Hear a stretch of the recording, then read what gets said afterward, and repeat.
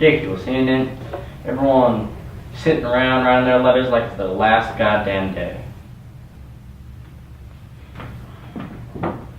You know, we should talk. I mean, we're gonna be partners on the field after all, and we're deploying tomorrow. I know. That's why I'm writing a letter. Who to? My wife. Oh, I see. Trying to boost spirits in case you die? She's very calm and optimistic. I doubt that she's under the impression I'm going to die. Well, it's quite a girl you got there. You know, I wonder if we stand a better chance because we're some kind of a special unit, or that just means we're going to be put in more dangerous situations. I doubt it makes much of a difference.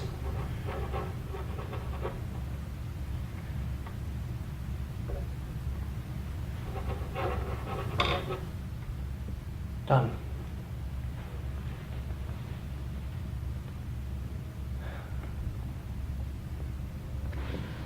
You know, I'm gonna go and take a walk.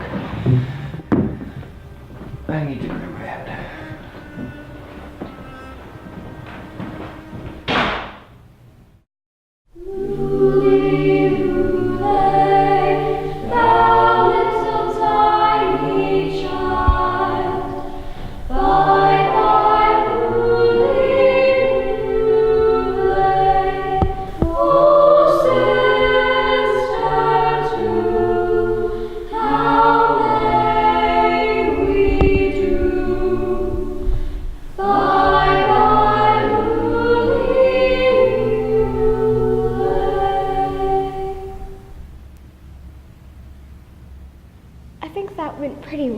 There's just one part that we all sort of messed up on. We needed to do a bit more high pitched and blend a lot. We needed to keep the tempo up just a little bit too. Yeah, it was really dragging. A little bit slow. It was. Yeah, maybe work on like saying things, make sure that they know what we're saying. Yeah, diction. May I take your coat? Have a seat here.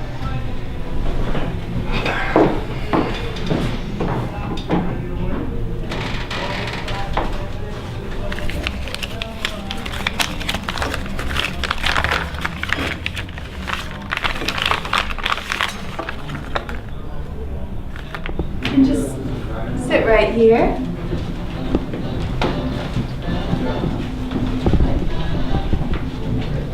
Just there.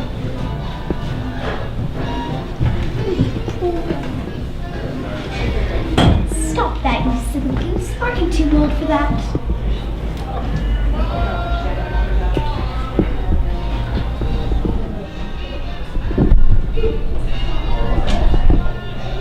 I thought soldiers didn't drink tea. That's all some of us drink. I thought they despised it. Not at all. I find it calming. In fact, I like it much more than alcohol. Would you care to join me? Perhaps just for a moment. Still nice out? Oh, no, horrid windy like you wouldn't believe. You were at the choir practice. I saw you. Your voice is beautiful. It's much more piercing than the others. I know. Mom used to tell me I was talented. I'm going to be a professional singer when I grow up. Really? Opera? Oh, heavens, no. I'm going to sing jazz on the radio and make heaps of money. And then I shall retire and live on a ranch in Ohio at the age of 30. You go to that secret intelligence school, don't you? I'm in Devonshire for my health. I'm no soldier. Oh, come on. I wasn't born yesterday, you know. There are all sorts of new rude men around town. Well, you're certainly observant. And you're quite intelligent. For a soldier. Although, I'd expect you'd have to be to go to that school. Well, that's quite rude of you. Insulting people that you don't even know. Oh, I'm sorry. I shouldn't have. I'm sorry. It's just that I've only seen them drinking and bumbling about, fighting each other. Just yesterday, one of them threw an empty whiskey bottle through my aunt's window. Fortunately, the window was open, but still, it doesn't seem like the most intelligent thing, does it? Many soldiers are a long way from home, completely cut off from their friends and their family. It's not exactly the best situation for intelligent behavior. Usually I'm not terribly gregarious. I simply came over because you look so lonely. You have quite a sensitive face. Thank you. I was lonely. What's your name? My first name is Esme. I won't tell you the rest because there's quite a few titles mixed in there, and I wouldn't want your opinion of me to change based on them. Maybe it's for the best, keeping those titles and everything out of the way. What's your name? I can't tell you. And besides, I've kind of put that name aside for now. Why?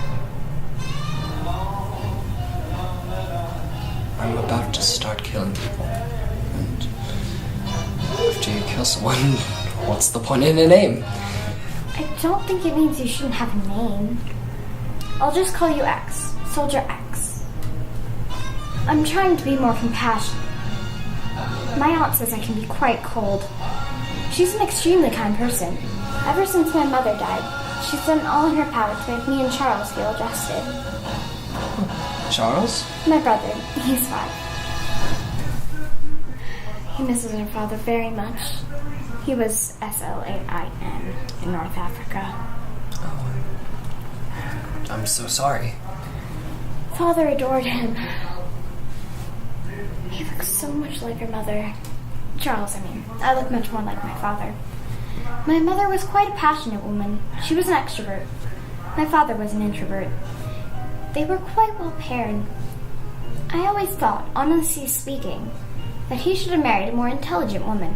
He was a genius. Father always said I had no sense of humor whatsoever. He said I was unequipped to meet life because of it.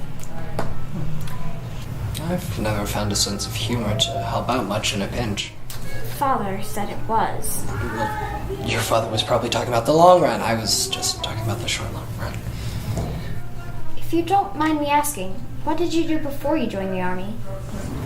Well, I just recently graduated college, actually. I'm kind of a short story writer, to be quite honest. Published? Well, the editors where I'm from, they're quite... My father wrote beautifully. I saved quite a few of his letters. Was that your father's? Yes, it was. He gave it to me just before we were evacuated. I keep it just as a memento, of course. Would you write a story for me? I'd be extremely flattered, and I'm an avid reader. Well, yes, I suppose so. I'm not all that prolific. It doesn't have to be prolific, so long as it's not silly or childish. I'd quite like a story about Squalor. Squalor? What? Yes. I'm quite fascinated by the idea of Squalor. I'm afraid I must be going. It was lovely meeting you. And you as well. Would you like me to write to you? I'm quite good at writing letters. I'd love that.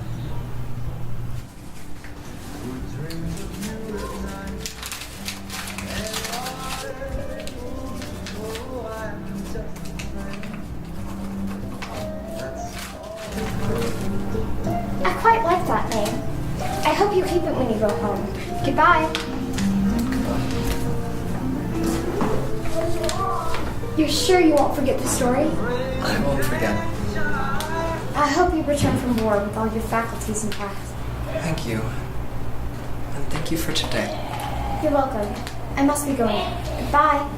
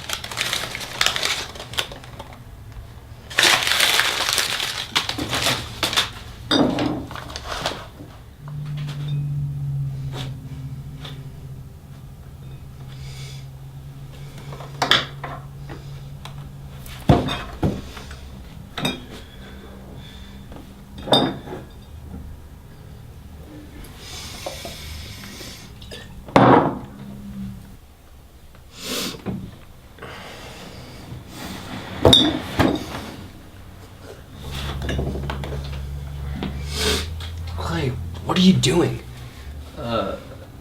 You writing letters? Come in. Mind the bottles, though. We don't want any broken glass around here. You know what? Turn on the light while you're at it. God. You know, they got this radio show on. We should listen to it. It's got Bob Hope and everybody. I know. I just turned it off.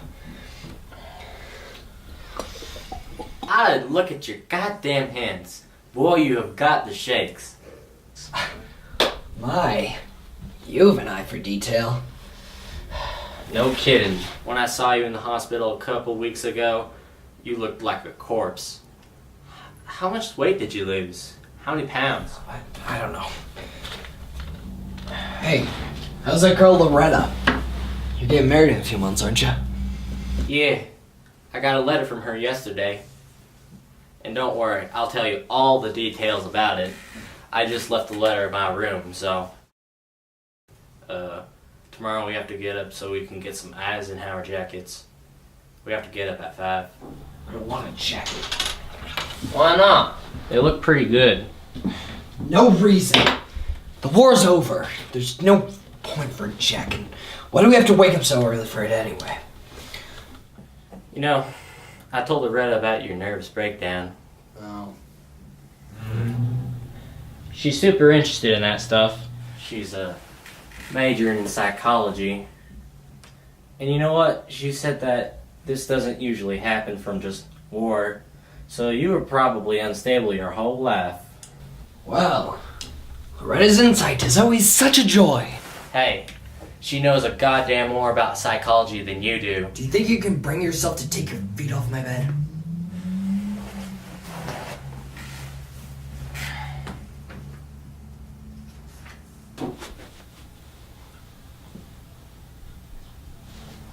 Yeah, you remember that time that we were in Vulgnus and there was that one cat that jumped out and I shot it after we were getting chilled and we were stuck in that hole.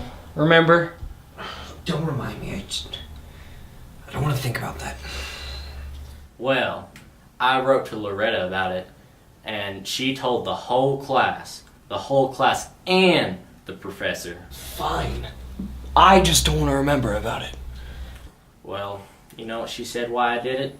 Temporary insanity from the chilling and all. You weren't insane. You had to kill Cat as part of your duty.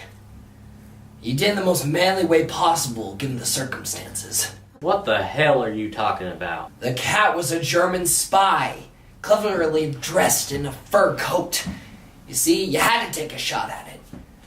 So you see, there was nothing dirty, there was nothing brutal, there was nothing cruel about it. Damn, can't you ever be sincere?